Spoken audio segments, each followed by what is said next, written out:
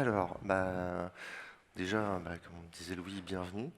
On va déjà dire à peu près qui on est. Donc, moi, c'est Pierre Morvan. Donc, je suis à Zenica Paris. Je suis développeur back-end depuis déjà pas mal de temps.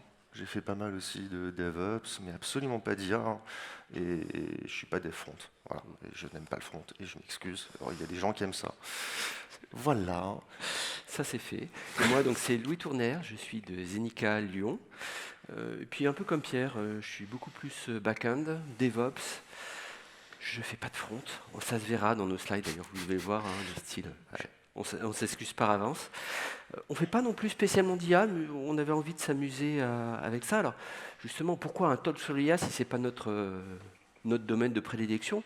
Et bien en fait, c'est parce qu'il y a quelques mois, Pierre et moi, on parlons de discours, de tics de langage, du fait qu'on n'avait plus personne, vous n'étiez plus là en face pour nous aider à nous corriger, à nous dire non, ça, là, tu as dit ça, ou tu pourrais le dire autrement, ou tu pourrais t'améliorer. On n'avait plus non seulement ce côté humain, cet échange, mais on n'avait plus ces feedbacks. Et on ne trouvait pas une réponse à votre absence, on n'allait pas vous inventer, donc on s'est dit, est-ce qu'on pouvait faire quelque chose un peu de technique, parce que c'est notre domaine quand même, pour essayer de pallier un peu à ça. Et on s'est dit, tiens, on est parti sur une idée d'utiliser de la reconnaissance en fait, vocale, avec de l'IA pour signaler nos tics de langage. Et vous imaginez que justement, on en a profité pour prototyper, pour faire un abstract, et aujourd'hui, vous le présenter. Donc on va vous parler de réseau de neurones, on va vous parler aussi de la représentation du son, de comment est-ce qu'on l'a utilisé. Et comme c'est un petit peu plus YOLO, nous utiliserons cette présentation en mode démo. Donc il y aura peut-être un ou deux tics de langage qui vont venir se mettre dans cette présentation. Donc on va commencer par parler des outils. Alors les outils, on en utilise deux. Bon, il y a la version fainéant, que vous voyez à gauche, et la version des gens qui aiment bien le code, qui aiment bien le texte, qui aiment bien Emacs typiquement. Voilà. On peut avoir la discussion Vim versus Emacs, il n'y a aucun problème, moi ça ne me dérange pas, je suis Emacs, bref. Et derrière, qu'est-ce que j'ai utilisé? J'ai utilisé du Keras avec bien sûr du TensorFlow de l'autre côté. Et donc moi j'ai utilisé la solution simple qui marche au premier coup. Et puis comme je n'avais pas en plus envie d'avoir un débat avec Pierre sur Vim parce que j'aime beaucoup Vim, donc je suis resté là-dessus. Et en plus le truc c'est que ça marche tout seul quoi. On peut découvrir tout de suite le ML, faire de l'apprentissage sans aucun effort, sans avoir rien installé sur nos machines, donc c'est super. Et donc quand même, on ne va pas vous parler simplement de Vim et Emacs, on va vous parler, vous êtes là pour écouter ça, un peu de tout ce qui est réseau de neurones en fait. Donc on va commencer par vous expliquer de manière très simple au début ce que sont les réseaux de neurones en fait, comment ça fonctionne.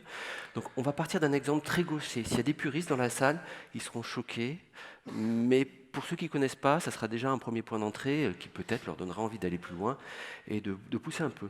Donc sur ce système-là qui est représenté, sur ce réseau de neurones assez simpliste, on a un système qui va reconnaître des fruits. On a ce qu'on appelle des layers, en fait. On a des couches, on a des systèmes de réseau. En fait, c'est différents layers avec dedans des neurones. On a un premier layer, celui qui est spécialisé dans la couleur, en l'occurrence. Ce layer-là, vous voyez, il y a en entrée une photo de la banane qui arrive, et puis il y a différents neurones qui réagissent ou qui ne réagissent pas. On a le neurone jaune, là par exemple, qui va réagir et qui va dire « Ah tiens, il y a quelque chose », et il va envoyer un signal agrémenté pour la suite. Et puis ça va continuer, ça va se proposer un autre layer, le layer de forme. Et là, sur le layer de forme, on va avoir le neurone qui va être spécialisé sur le triangle, l'autre neurone qui va être spécialisé sur le demi-cercle, qui vont tous les deux réagir. Et on va arriver sur notre dernière couche, notre couche de classification, dans laquelle là, on va avoir un système qui va prendre toutes ces informations et qui va pouvoir déterminer, c'est quelque chose de jaune, qui a une forme de demi-cercle et ou de triangle. Je pense que c'est une banane. De manière assez sûre, je peux vous affirmer à 95% que c'est une banane. Et si on zoome un petit peu sur ce que c'est qu'un neurone. Donc un neurone, ça vient essentiellement donc, de la représentation biologique qu'on a. Un neurone biologique, on va retrouver des dendrites, une synapse, l'axione qui est relié donc derrière à d'autres synapses et à d'autres neurones. Un neurone artificiel, c'est à peu de choses près la même chose. On a des inputs qui sont représentés ici par nos X. On va retrouver donc un output, d'accord, qui est le Y. Et à l'intérieur de notre neurone, on va avoir donc des opérations. Et ces opérations, on va en retrouver essentiellement deux. Notre fonction d'input qui va prendre nos inputs là avec les poids associés, c'est ce qui est représenté ici, qui est couramment une somme, et une fonction d'activation dont le travail, c'est juste de normaliser la donnée. Normaliser la donnée pour pouvoir l'exploiter derrière. Une normalisation un peu simple qu'on arrive à imaginer, c'est je veux une valeur entre 0 et 1 de façon à avoir un pourcentage de probabilité sur ma classification.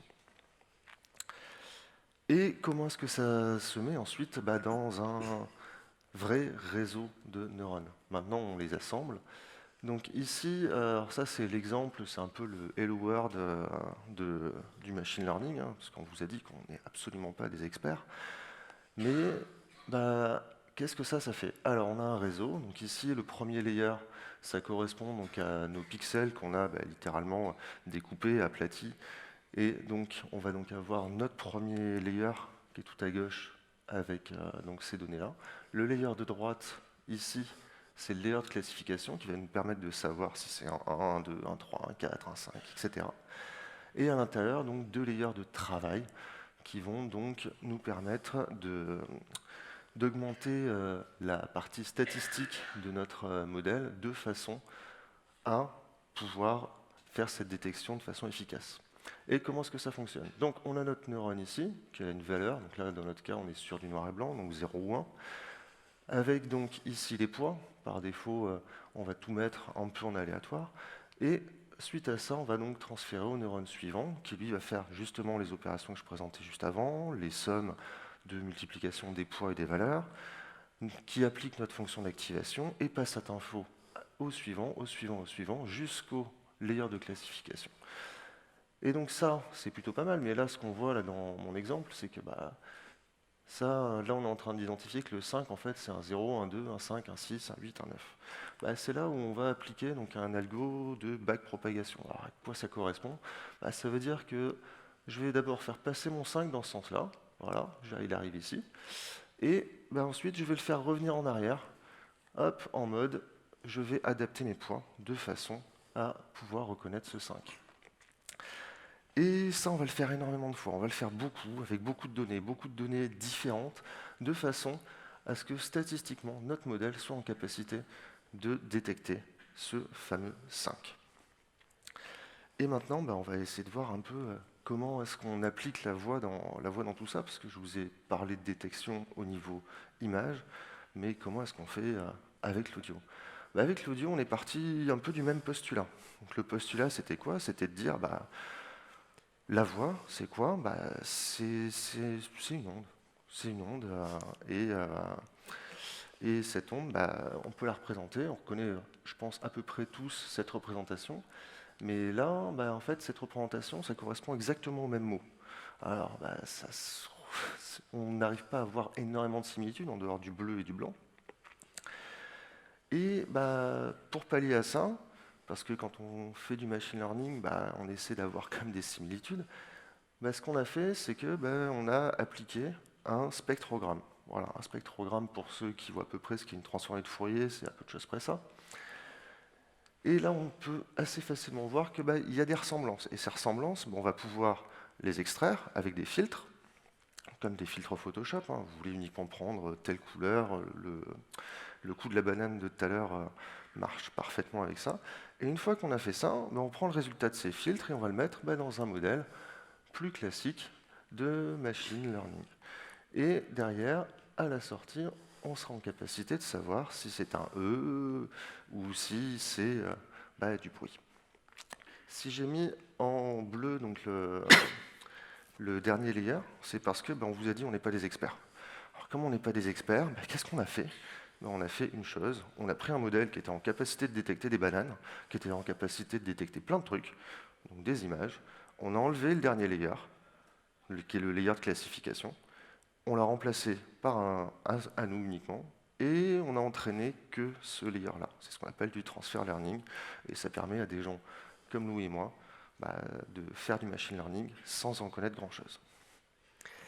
Alors, maintenant, Pierre vous a expliqué en gros comment transposer l'image pardon, transposer l'image en son. On va vous expliquer maintenant comment c'est traité. C'est traité un peu au fil de l'eau. Alors, on a un micro, donc Pierre se tient éloigné depuis tout à l'heure, comme ça, et il détecte rien. J'essaie de lui faire des signes pour venir qu'il s'approche, mais c'est pas grave.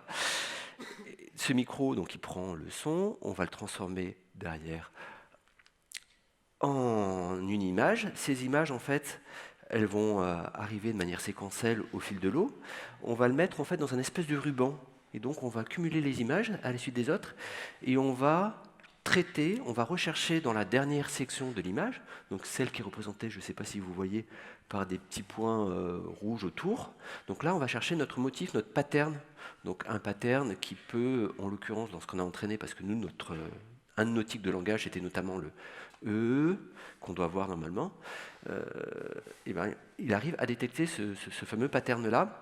Après, avec quelques subtilités quand même, parce que dans la langue française, c'est un son qu'on retrouve assez souvent, donc c'est là où il faut qu'on ait justement un symbole assez large pour pouvoir pas prendre, par exemple, quand je vais parler des cheveux bruns de telle personne, il ne faut pas que ça déclenche notre signal.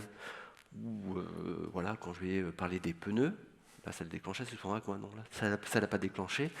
Il faut arriver à trouver le bon ajustement en termes de séquence et puis en termes de sensibilité, de probabilité à laquelle on va déclencher la chose. Et donc après, une fois qu'on a détecté cet élément-là, on va vous expliquer derrière comment on passe d'un qui doit faire apparaître une petite vache là-haut, ou d'un YOLO qui doit faire apparaître, il n'a pas marché cette fois, YOLO, voilà, qui doit faire apparaître quelque chose là. Comment ça fonctionne? Dans cette présentation, parce qu'on a fait différentes choses, on vous montrera un autre exemple juste après. On a utilisé Revel.js pour faire des slides au format web. Alors c'est peut-être pour ça que le design il est ce qu'il est. On a intégré dedans TensorFlow.js. C'est sympa, c'est très simple à utiliser et à intégrer. Et puis on a fait un peu de HTML et de JavaScript pour lier le tout. Alors pour les puristes, ils seront choqués de ce qu'on va vous montrer pour la suite, mais on n'est pas des puristes. Comment ça se passe après concrètement si on regarde un peu le code en fait? On a simplement un bout de JS qui est appelé, qui va être chargé, initialiser en fait notre backend, et puis après d'appeler l'initialisation du modèle. Donc là, on a choisi Wasm. Par défaut, c'est WebGL. On a pris simplement Wasm parce qu'on trouvait ça fun en fait. Ça n'avait aucun intérêt technique, c'était juste fun pour nous. La fonction d'initialisation, elle va, première étape, créer un fameux modèle et nous renvoyer un objet qui sera un recognizer. Alors, un objet au sens JS, ce n'est pas des objets. Le recognizer, en fait, il va s'initialiser en chargeant le modèle, donc le modèle qui a été pré-entraîné par avance, comme vous l'a expliqué Pierre. Donc on lui donne une URL simplement où il va charger le modèle et puis une URL avec des métadatas complémentaires en fait.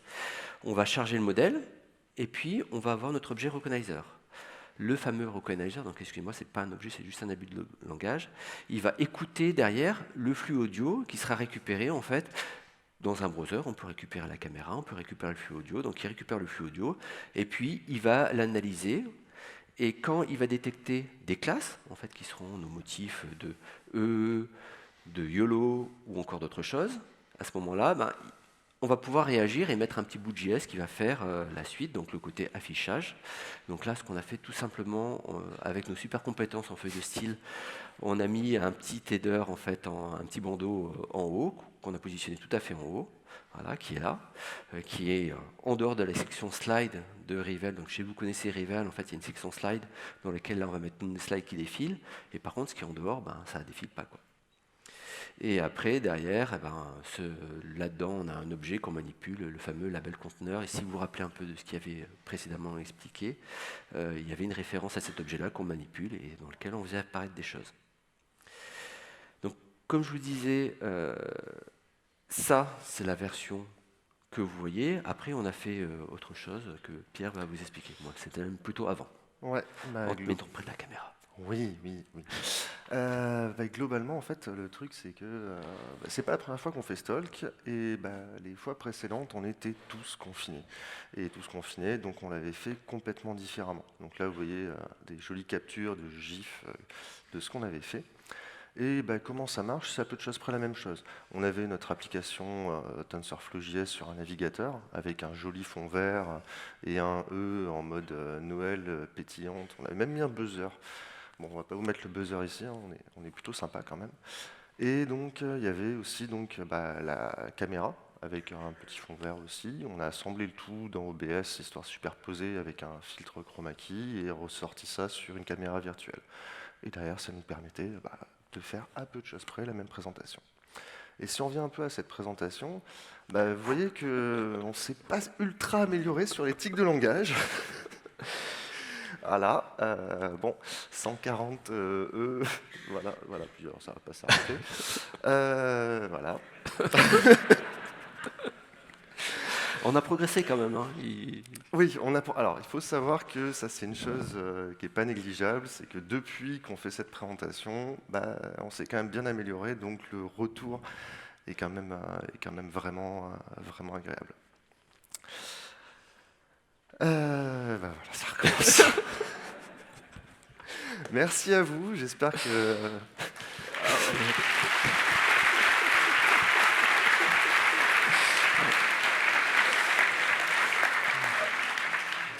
On espère juste que ça vous a donné envie de tester tout ça. Le code source, il est disponible. Vous pouvez prendre le modèle, vous amuser avec, vous pourrez re-entraîner votre modèle. Et puis dans ce que vous pouvez récupérer, il y a un certain nombre de références avec tout ce qui est présentation, mais aussi des vidéos qui expliquent la propagation. Quelque chose qui est très bien, c'est thecodinggame.com, où vous trouverez plein de trucs qui sont super bien. Donc, si vous avez envie de vous amuser, allez-y, c'est facile, c'est simple, et il y a plein de références. Et si vous avez des questions. Voilà, merci. Si vous avez des questions, on va faire passer un petit micro dans la salle. Oui.